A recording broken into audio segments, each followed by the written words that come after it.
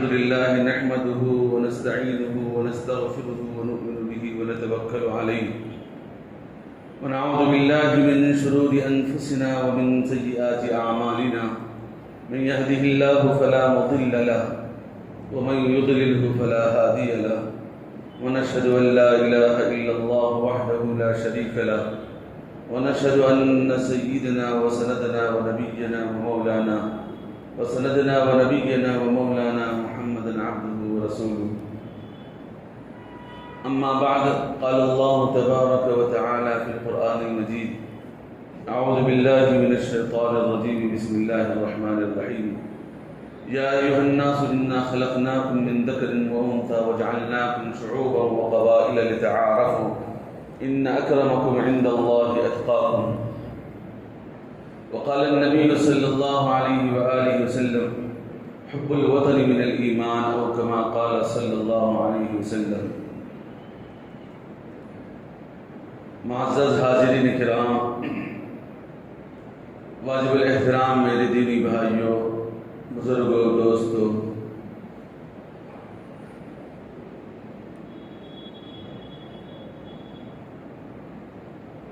اللہ رب العزت نے انسان کو آزاد پیدا کیا ہے، اور جس ماں باپ سے اللہ رب العزت نے انسان کو پیدا فرمایا ہے، ماں باپ کے خیالات کے بالکل برعکس بچہ ہوتا ہے. کیوں؟ اس لیے کہ اللہ رب العزت نے اس کو اپنی سوچنے کا اللہ رب العزت نے مکمل اختیار دیا ہے. بچہ اپنے حساب سے سوچتا ہے، ماں باپ کے طرز میں بچہ نہیں سوچتا، اپنے انداز میں سوچتا ہے، اپنے انداز سے زندگی گزارتا ہے، اور اپنے طور طریقے سے انسان ہر ایک کا رہنا اور سہنا الگ ہوتا ہے. اگر کسی ماں باپ کے 5 لڑکے ہوں تو ہر لڑکے کی سوچ، ہر ایک کا انداز، ہر ایک کا ہر چیز بدلا ہوا ہوتا ہے. اللہ رب العزت نے ہر ایک کو مکمل اختیارات کے ساتھ دنیا کے اندر بھیجا ہے، کوئی کسی کے دبیل میں نہیں ہے. اور یہ آزادانہ طور طریقہ اللہ رب العزت نے انسان کو عطا فرمایا ہے. یہ جو طور طریقہ ہے، ظاہری طور طریقے کو آزادانہ طور طریقے کہتے ہیں، لیکن اس کے علاوہ جو اور طریقے ہیں، جیسے اسلامی طور طریقہ ہے، اسلامی شعار ہے، اسلامی انداز ہے، یہ ہمارا مذہبی انداز ہے، یہ اپنا مذہبی انداز ہے. ہر بچے کو چاہیے کہ اپنے ظاہری طور اور طریقہ اپنے رب کے طریقے میں اور اپنے ماننے والے حبیب صلی اللہ علیہ وآلہ وسلم کے طریقے میں آ جائے. اصل آزادی وہی ہے. اب دنیا کے اندر ہر قوم اپنا اپنا کلچر، اپنا اپنا طور، اپنا طریقہ دنیا کے اندر اپناتی ہے اور اسی کو رواج دیتی ہے. جو طریقہ ان کو زیادہ پسند آ جاتا ہے اسی طریقے کو وہ اپنا لیتے ہیں، اور اپنا کر اسی طریقے کو سارے لوگوں کے سامنے عام کرتے ہیں کہ یہ مجھے بہت پسند ہے، لہذا آپ بھی اس چیز کو پسند کیجئے اور اس چیز کو اختیار کیجئے، لوگوں کے سامنے پیش کرتے ہیں. اسی طریقے سے اسلام جو طریقہ بتلاتا ہے وہ سب سے بہترین طریقہ ہے، اور رہتی دنیا تک انسانوں کی بھلائی کا طریقہ ہے، اور اس طریقے کو مسلمان اپنانا ہے. آزاد کا مطلب یہ نہیں ہے کہ ہم بالکل اسلام سے بھی اوپر ہو گئے، اللہ نعوذ باللہ کے خدا سے بھی اوپر ہو گئے، ایسا نہیں ہے. ہم دنیا کے اندر جتنے لوگوں سے ملاقات کرتے ہیں، جتنوں کے ساتھ رہتے ہیں، ان تمام سے اپنی سوچ اور ہو سکتی ہے، اپنا طرز اور ہو سکتا ہے، لیکن اللہ رب العزت کے احکامات سے اور نبی کریم صلی اللہ علیہ وآلہ وسلم کے طریقوں سے آگے نہیں ہو سکتے. تو اس لیے میرے بھائیوں، یہ جو دنیا کے اندر آزادانہ سوچ ہے، یہ ایک حساب سے اپنے طرز سے جو انسان زندگی گزارتا ہے وہ گزارنے کو اس کو اختیار تو دیا گیا ہے، لیکن مسلمان چونکہ آزاد ہے اور ہر آدمی آزادی چاہتا ہے، لیکن شروع میں نوجوانوں کو یوں لگتا ہے کہ ہم اپنی مرضی سے جئیں گے، ہم جیسے چاہے کپڑے پہنیں گے، ہم جیسے چاہے بولیں گے، دنیا جس کے ساتھ دوڑ رہی ہے ہم بھی اس کے ساتھ دوڑیں گے۔ یہ سوچ لے کر انسان زندگی بسر کرتا ہے۔ شروع میں انسان کو اچھی بھی لگتی ہے، نوجوانی کے عالم میں چونکہ اس کو شعور نہیں ہوتا، مکمل شعور پیدا نہیں ہوتا، شعور کو تو پہنچتا ہے لیکن مکمل شعور اس انسان کو اس وقت ملتا ہے جب 35 سال کی عمر ختم ہو جائے تو مکمل شعور بیدار ہوتا ہے۔ 40 سال کے قریب میں انسان کو مکمل باشعور بنا دیا جاتا ہے کہ وہ آدمی اب دنیا سے بالاتر، اپنی ذات سے بالاتر، لوگوں سے بالاتر ہو کر سوچتا ہے، اور اس وقت کی جو سوچ سب سے صحیح اور سب سے اعلیٰ ہوتی ہے۔ آدمی کامل کب ہوتا ہے؟ جب 40 سال کا عمر کا ہوتا ہے۔ 40 سال کے بعد بھی اگر کوئی انسان نہیں سدھرا، سمجھ جاؤ کہ پھر وہ موت تک نہیں سدھرے گا، موت تک نہیں سدھرے گا۔ کیوں؟ اس لیے کہ علماء فرماتے ہیں کہ 40 سال کے بعد اس کی سوچ پختہ ہو جاتی ہے، اس کے باوجود بھی وہ اپنے آپ کو گناہوں سے باز نہیں رکھا، وہ اپنے آپ کو گناہوں سے اور اسی طریقے سے دنیا کے تمام لغویات سے اپنے آپ کو دور نہیں رکھا، تو پھر وہ آدمی کبھی نہیں سدھر سکے گا۔ اس لیے علماء فرماتے ہیں کہ ہر آدمی اپنی 40 سالہ عمر کے بعد اپنی زندگی کو بہتر سے بہتر بنانے کی اور اپنی آخرت کو بہتر بنانے کے لیے کسی شیخ کا متعلق ہو جائے۔ اگر کوئی آدمی 40 سال کے بعد بھی کسی کے حوالے نہیں ہوا تو پھر وہ موت تک اس کی درستگی کے کوئی راستے نظر نہیں آتے۔ اس لیے میرے بھائیوں، ہم سب کو بھی چاہیے کہ 40 سال کی جس کی عمر ہو گئی ہے وہ اپنے آپ کو کسی نیک صالح اللہ والے کے حوالے کر دے تاکہ ہماری اپنی آخرت درست ہو جائے، ہمارے اپنے فکر اور ہمارے اپنی سوچ بہترین بن جائے، تاکہ ہمارے نفس اور ہمارا جو خیالات ہے کہیں ہم کو لے جا کر جہنم کے گھڑے میں نہ ڈال دے۔ اس لیے ہم کو صحیح کسی نیک اللہ والوں کے صحبت میں اپنے آپ کو حوالے کر دینا ہے۔ دوسری آزادی جو ہمارے ہندوستان کے مسلمانوں کو ملی ہے وہ آسانی سے نہیں ملی۔ آپ حضرات کو معلوم ہونا چاہیے کہ 200 سالہ تاریخ ہے، 200 سالہ تاریخ کے اندر مسلمانوں کی زبردست شہادتیں ہوئی ہیں اور ان کی تاریخ کو مختصر سے وقت میں بیان نہیں کیا جا سکتا۔ تقریباً علماء فرماتے ہیں کہ ان 200 سالہ تاریخ کے اندر مسلمانوں کی جو شہادتیں ہوئیں، 30 لاکھ سے زائد مسلمان شہید ہوئے ہیں۔ 30 لاکھ سے زیادہ مسلمان شہید ہو کر اس ملک عظیم کو آزاد کروائے ہیں، اور آج 30 لاکھ کا تو تصور کیا، 30 لوگوں کا بھی ہمارے ہندوستان اور ہمارے گورنمنٹ کے لوگوں کے اندر 30 لوگوں کا بھی نام نہیں لکھا جاتا۔ کیوں؟ اس لیے کہ وہ ہماری اس تاریخ کو مسخ کر رہے ہیں، مسخ کرنا چاہتے ہیں۔ کیوں کرنا چاہتے ہیں؟ اس کی بھی بہت بڑی وجوہات ہیں، اس کی بھی بہت سارے وجوہات ہیں۔ اب چونکہ پاکستان الگ ہوا، بنگلہ دیش الگ ہوا، ان کو ٹکڑا مل گیا، اب یہاں جو کچھ ہے وہ ہندوؤں کی تاریخ ہے، یہاں جو کچھ ہے وہ ایک ہندوؤں کی تاریخ ہے۔ اب یہاں ہمارا راج چلے گا، اب تک ہم لوگ غلامی کے اندر زندگی بسر کرے، غیر مسلم یہ سوچتا ہے، جس کی وجہ سے ساری تاریخ کو ایک سر ختم کر کے، مسلمانوں کی تاریخ کو ختم کر کے وہ اپنی تاریخ کو اور اپنے حساب سے جو علم ان کو معلوم ہے اس تاریخ کو آگے بڑھاتے ہیں، اور مسلمانوں کو اپنی تاریخ تو یاد ہی نہیں، مسلمانوں کو اپنی تاریخ یاد نہیں۔ اور اس کے اندر خصوصاً ہمارے ہندوستان کی آزادی میں علماء کا بہت بڑا دخل ہے، علماء کا بہت بڑا دخل ہے۔ ہندوستان کی آزادی میں سب سے پہلے جب انگریز ہندوستان آیا تھا، وہ تقریباً 16ویں صدی کی ابتدا میں، علماء نے فرمایا کہ 16ویں صدی کی ابتدا میں پرتگال سے کچھ لوگ آئے تھے، وہ آ کر گوا کے راستے سے آئے، وہیں آباد رہے۔ اس کے بعد پھر ایسٹ کمپنی کے نام سے ایک اور بنگال کی طرف وہ کمپنی آئی جو برطانیہ سے آئی تھی، وہاں آباد ہوئی، اور باضابطہ حکومتی سطح سے لوگ تجارت کے نام پر ہندوستان میں داخل ہوئے۔ تجارت کرتے کرتے کرتے یہاں کے لوگوں کی کمزوریاں اور آپس کی دشمنیاں دیکھ دیکھ کر وہ یہاں کی حکومت کے اندر داخل ہونا شروع ہوئی۔ اس لیے میرے بھائیوں، قرآن مجید نے ایک راستہ بتلایا ہے، وہ یہ ہے کہ مسلمان آپس میں نہ لڑے نہیں، جب آپس میں انسان لڑتا ہے تو ہماری ہوا اکھڑ جاتی ہے۔ قرآن مجید میں اللہ نے بتایا کہ جو آدمی آپس میں لڑتے رہتے ہیں ان کی ہوا یعنی ان کا پوزیشن، ان کی طاقت اللہ رب العزت برباد کر دیتے ہیں۔ آج مسلمانوں کے ساتھ بھی ہندوستان کے اندر اور سارے عالم کے اندر یہی ہو رہا ہے۔ مسلمان آپسی مختلف فی مسئلے، چھوٹے مسئلے جس کی کوئی حیثیت نہیں ہوتی، جس کی وجہ سے مسلمان ان چھوٹے مسائل کے اندر گھسے ہوئے ہیں اور حکومتی سطح کے لوگ اپنا کام کر رہے ہیں اور مسلمانوں کو دبانے کے اندر پورے زور اور طاقت لگا رہے ہیں۔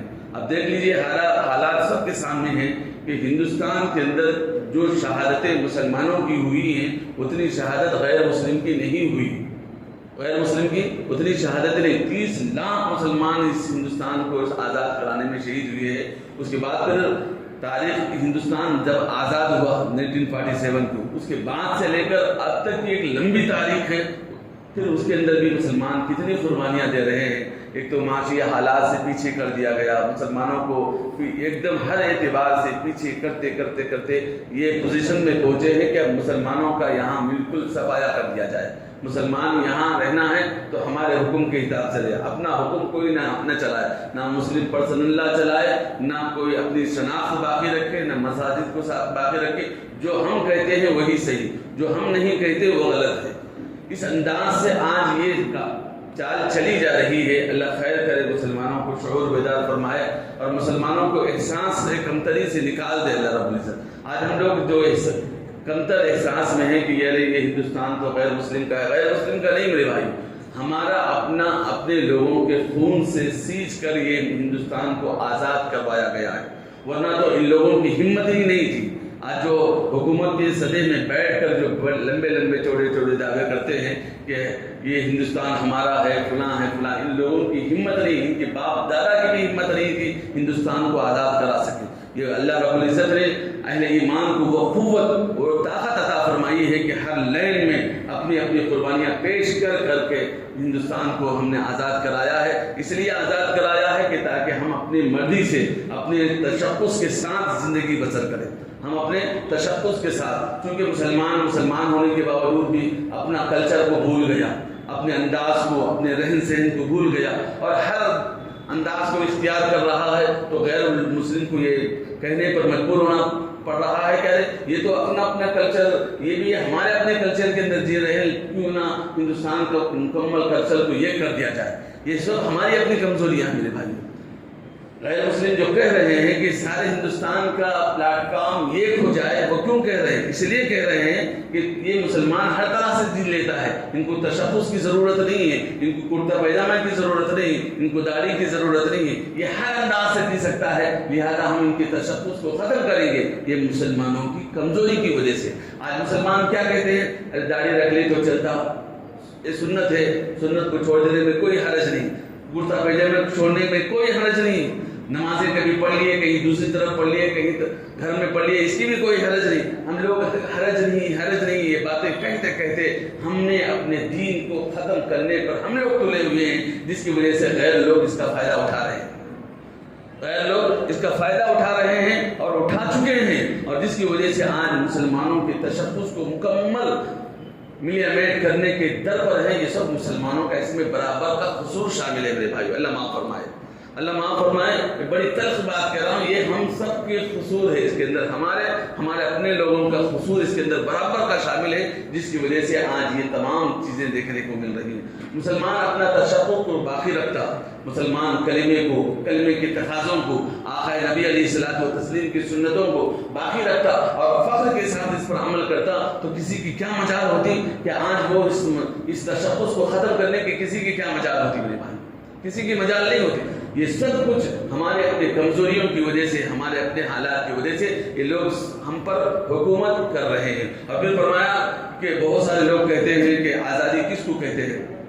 آج ہندوستان کے حالات کو تو سب کو معلوم ہے، یہ جو طریقہ چل رہا ہے، یہ قوم آ کر ہم کو مسلمانوں کو دبانا چاہتی ہے، مکمل ختم نہیں کر سکے گی انشاءاللہ۔ یہ تو اللہ رب العزت کا ہمارا خالق ہے، وہ مالک ہے، یہ تو خالق نہیں۔ اگر یہ خالق ہوتے تو آج ہمارا کھانا پانی بند کر دیتے اور ہماری ہوا بھی بند کر دیتے اور ہم کو وہیں ختم کر دیتے. لیکن اللہ رب العزت ہم سب کا اور سارے عالم کا مالک ہے. وہ جب جس کے حق میں جو فیصلہ کرنا چاہتا ہے اس کو بہتر معلوم ہے. اس لیے میرے بھائیوں ہم کو چاہیے کہ ہم جس خدا کو مانتے ہیں، جس اللہ کو مانتے ہیں، جس رسول صلی اللہ علیہ وآلہ وسلم کو مانتے ہیں، ان کے طریقے کو اپنی زندگی میں لائیں، اپنی زندگی میں مضبوطی کے ساتھ عمل پیرا ہوں. ہمارا اپنا ایک اسٹائل ہوتا ہے، ہر انسان کی زندگی کی ایک سوچ ہوتی ہے، وہ سوچ اپنے پاس رکھیں. لیکن اس سے بڑی سوچ ہماری اپنی سوچ اللہ کے احکامات کی بنا لے. میرا رب ہے، میرے رب کے حکم کے خلاف میں نہیں چلوں گا، میرا رسول صلی اللہ علیہ وسلم کی تعلیمات کے خلاف میں نہیں چلوں گا.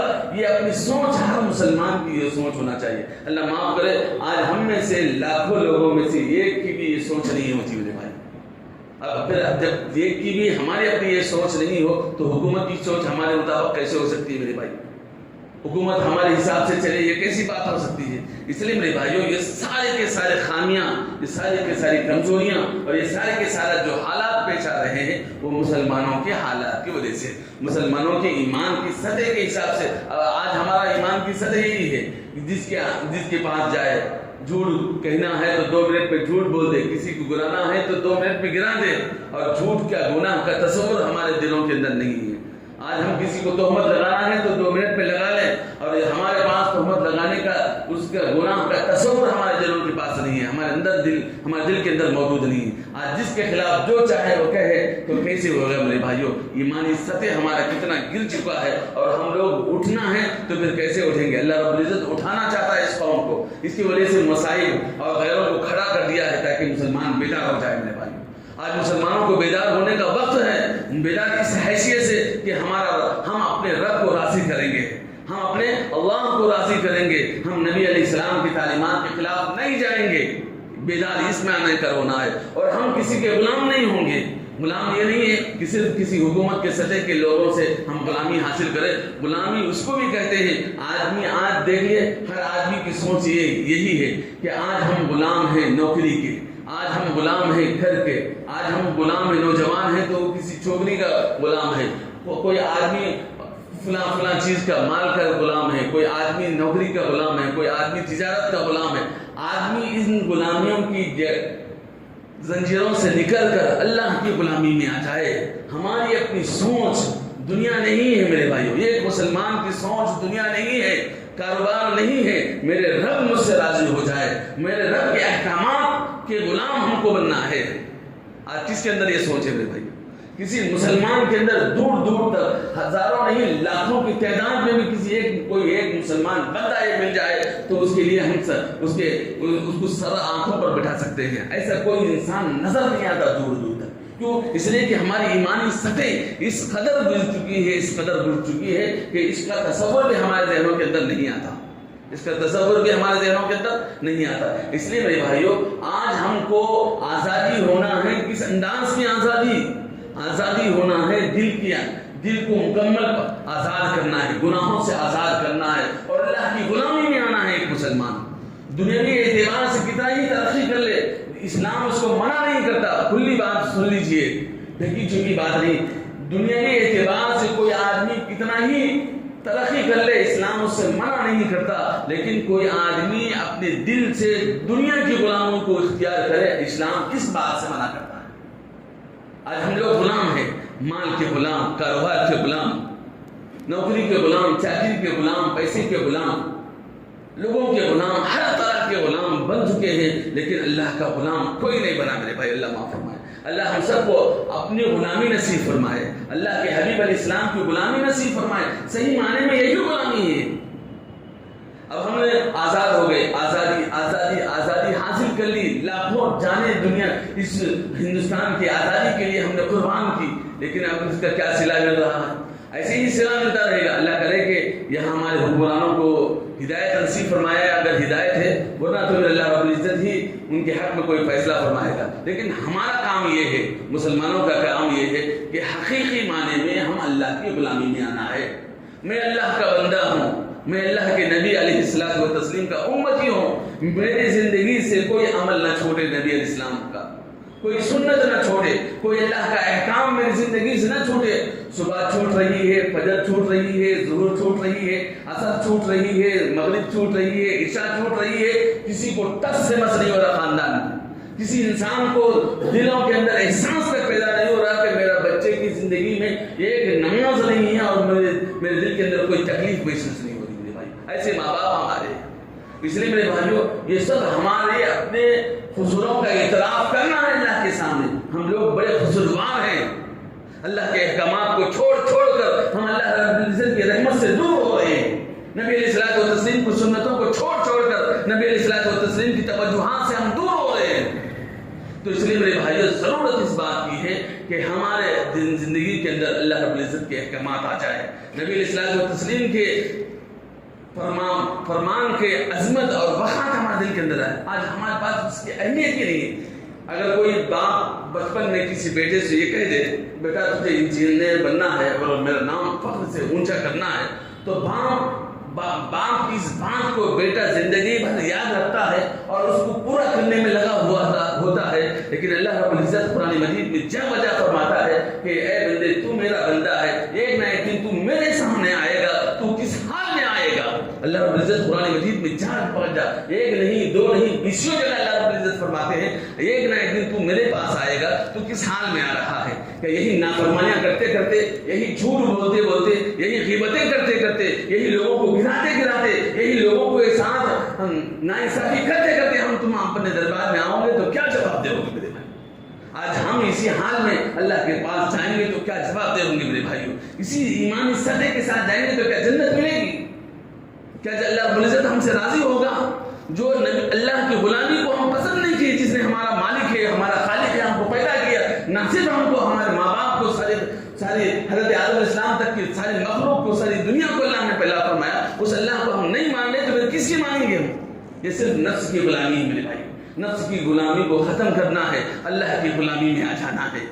اصل آزادی وہی ہے، ہر ایک مسلمان کی صحیح معنی میں آزادی یہ ہے کہ وہ اللہ کی غلامی میں آ جائے، دنیا کی غلامی کے یہ چکروں کو چھوڑ دیں۔ آج دیکھو ہر ایک آدمی کا اسٹیٹ، کوئی آدمی ویسٹرن کلچر کو اپنانے میں فخر محسوس کرتا ہے، کوئی آدمی ہندوستانی تہذیب کو اپنانے میں فخر محسوس کرتا ہے، کوئی آدمی یورپین کلچر پر چلنے کو فخر محسوس کرتا ہے، کوئی آدمی اپنے اپنے کلچر پر چل رہا ہے اور اسی انداز سے زندگی سال سے گزار رہا ہے، لیکن کبھی اس کو یہ احساس تک نہیں ہوتا میرا رب مجھ سے ناراض ہو رہا ہے یا پسند کر رہا ہے۔ میں کبھی اللہ کے احکامات پر، نبی کی تعلیمات پر میں کبھی آیا نہیں، اللہ مجھ سے کیسے خوش ہوگا؟ اس کا احساس بھی ہم کو پیدا نہیں ہو رہا میرے بھائی۔ اس لیے میرے بھائیوں ضرورت ہے ہم سب کو دنیاوی غلامی سے، یہ حالات کی غلامی سے نکلیں، اللہ کی غلامی میں آ جائیں۔ جو بندہ اللہ کی غلامی میں آ جاتا ہے، اللہ رب العزت اس کا مالک ہوتا ہے، اس کا خالق ہوتا ہے، اس کی ایسی مدد کرتا ہے، وہ چل رہا ہے تو اس کے ساتھ رحمت کے دروازے کھول دیتا ہے، وہ مصیبت میں ہے تو اس کی مصیبتوں کو دور کرتا ہے۔ آج ہماری ساری حالتیں اور ساری دعائیں ایک سر کیسے رہ جا رہی ہیں؟ اسی وجہ سے رہ جا رہے ہیں کہ ہم اللہ کو تو مانتے ہیں لیکن اللہ کی غلامی میں نہیں آتے، جس کی وجہ سے ہماری اکثر ساری دعائیں باؤنسر چلے جا رہے ہیں، جس سے باؤنسر چلے جاتا ہے، اس انداز سے ہماری دعائیں باؤنسر چلی جا رہی ہیں۔ بس اللہ سے دعا کرے کہ اللہ ہم سب کو توفیق عطا فرمائے اور ہم سب کو اپنی غلامی میں آنے کی توفیق نصیب فرمائے۔ اللہ سے دعا ہے اللہ تعالیٰ ہم تمام کو کہنے سننے سے زیادہ عمل کی توفیق نصیب فرمائے۔ آمین۔ وآخر دعوانا الحمدللہ۔